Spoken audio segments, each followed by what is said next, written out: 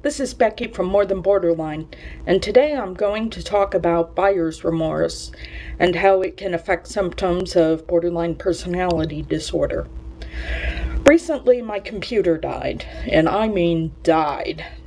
Half the keyboard wouldn't work, and it was making funny sounds when I tried to get it to load. So, being a blogger who works on the internet, I had a choice of getting the thing repaired, which would have cost a couple $100 and taken 2 weeks, or buying a new computer, which would have cost a couple $100 and been available immediately. I chose the latter.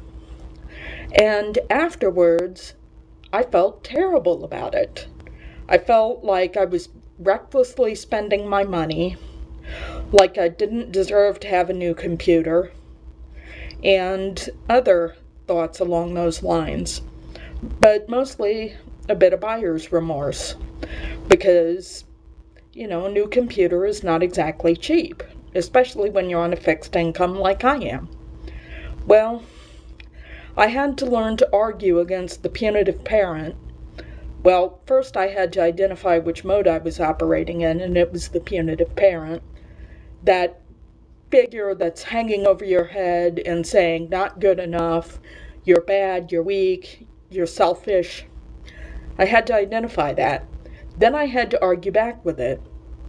I had to argue that I needed the computer to do my job, and that I did have the money for a new computer.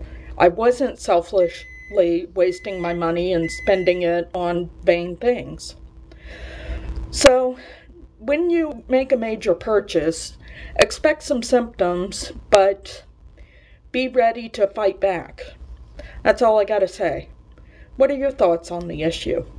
Take care.